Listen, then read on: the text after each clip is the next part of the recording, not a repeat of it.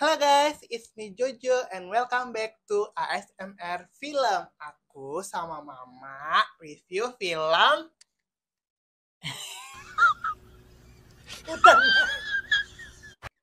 Hutang Nyawa. Jadi for your information guys, kita itu sebenarnya pengen nonton drama komedi Melukis Harapan di Langit India, cuman nggak tahu kenapa nggak jadi tayang atau mungkin nggak tayang di Cikarang, yang nggak ngerti juga ya. Jadi kita cuman bisa punya dua pilihan dan dua-duanya adalah film horor, dan film pun memilih ya kita nonton Hutang Nyawa. Hutang Nyawa itu sendiri menceritakan tentang Erwina yang dia itu hidup di antara keluarga yang punya masalah problematika gitu ya kan. Kok kayak gini sih bajunya? A few moments later.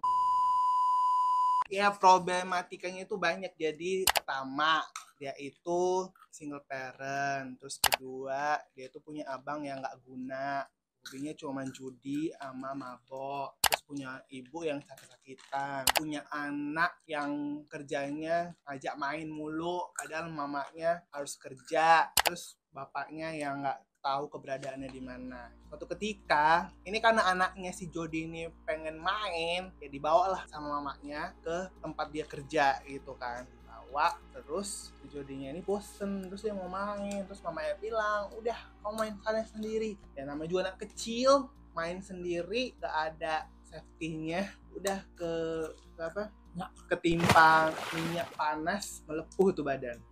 Abis itu Erwina jadi punya hutang tunggaan gitu deh, biaya rumah sakit yang mahal. Terus datang tuh temennya bapaknya untuk ngasih solusi, yaitu kerja di pabrik sambil ngasih uang segepok. Ya udah, terus si Erwinanya nggak mau, tapi keluarganya itu, abangnya, mamanya, bukannya dukung keputusan si Erwina untuk menolak ajakan temen bapaknya, malah didorong-dorong, ayo ikut, kamu harus kerja, cari duit, kayak gitu kan. Terus sampai mamanya bilang, berarti lunas ya, gitu katanya sama temen bapaknya. Baru esokannya kerjalah dia di pabrik, dan disitulah dimulai pengalaman mistis. Terus terkuaklah asal usulnya si Erwina itu kenapa dan mengapa bisa seperti itu. Dia bisa melihat hal-hal mistis ya, hal-hal gaib gitu kan. Terus alasan kenapa bapaknya hilang, dan juga hal-hal yang di luar nurul atau di luar nalar manusia. Ya memang di luar nalar juga sih sama penontonnya. Gimana menurut Mama? Jatuh dia tadi sendiri. Menurut Mama itu ya. Tapi Mama jangan spoiler. Biarlah sikit-sikit. Nanti mereka tidak penasaran lagi. Enggak. Jadi sebaiknya Mama ceritanya Enggak. teknisnya, jelus. Enggak. Makan terus. Itu apa sih hutang nyawanya? Apa itu hutang nyawa? Hutang nyawanya apa itu? Ya hutang nyawa. Apa dia? Kenapa dibilang hutang nyawa judulnya? Karena keluarganya itu kan ternyata nggak keluarganya sih. Ini jadi spoiler. Kenapa? Itu judul, itulah maksudnya kenapa dibilang hutang nyawa. Ya jawabannya ada di filmnya. Nonton.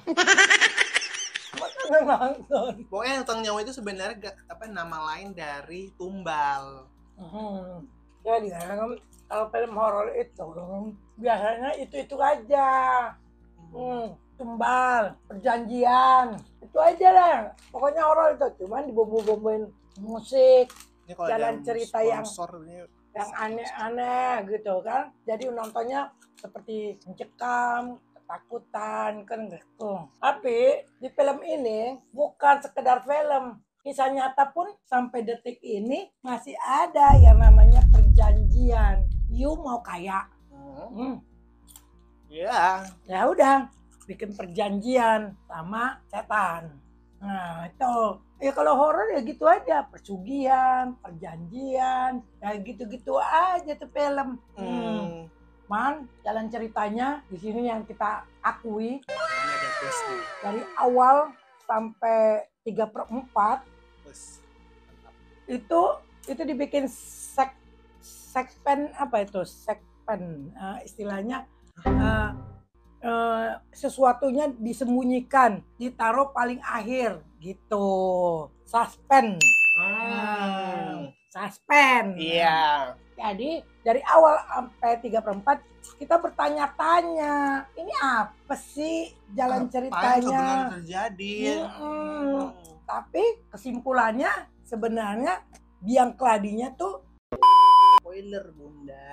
enggak juga, belum tahu. Soalnya ada lagi yang terakhirnya itu dicari-cari untuk bikin perjanjian. Entah yang mana sekarang yang kurang ajarnya itu, tekutuknya itu siapa sebenarnya. Yang pasti bapaknya tidak mau pabriknya walaupun merosot harus pakai apa tuh perjanjian sama setan supaya pabriknya naik lagi. Jadi Bapaknya masih waras. bukan marah, imannya. Waras. Imannya. Oh nggak ada di film ini, nggak ada berbicara soal iman, kerohanian, nggak ada. Tapi itu salutnya. Matanya kan dibilang darah suci ya. Ada dibilang. Pokoknya anaknya itu kenapa nggak korban coba? Pemberani dia. Ngadepin semua dia berani. Nggak korban dia. Ayo. Kenapa? Ya kan? Kenapa? Karena dia peran utamanya. Kan dia yang bayar utang nyawanya. Oh dia? Gimana sih Mama nontonnya? Jadi dia. Iya dia yang melunasi hutang keluarganya itu Iya. dengan nyawanya. Iya. Nah kalau dari segi visualnya, orang-orangnya main, Yang pasti peran itu yang paling jago ya, yang menonjol sekali ya itu peran utamanya. Cocok harus gitu lah. sutradaranya memilih siapa namanya? Erwina Erwina. Cocok deh. Kalau yang lainnya nggak kelihatan. nggak kelihatan kuat ya. Enggak. Orang cuma seram gitu kok. Jalan ceritanya cuma pabrik biasa di mana-mana pesugihan. Gitu. Kita kasih ratingnya berapa? Ada 7.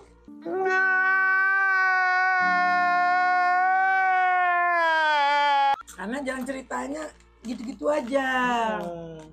Bukannya aku naruh 7 tuh. Sekarang kan film itu menarik, bagaimana penggarapan jalan ceritanya. Sehingga kita nggak usah lihat gambarnya, bercerita aja. Kita udah menarik gitu untuk ini. Tapi ini jalan ceritanya yang seperti biasa-biasa, nggak ada yang luar biasa. Paling horornya aja lah. Di mana-mana ya perjanjian, tumbal, gitu-gitu aja sih. Nggak ada pengembangan yang lain-lain. Oke guys, sekian dulu untuk review film hari ini. Jangan lupa like, comment, share, subscribe channel ini supaya kalian bisa nonton ASMR Film. Aku sama Mama review film. Sampai ketemu, dadah!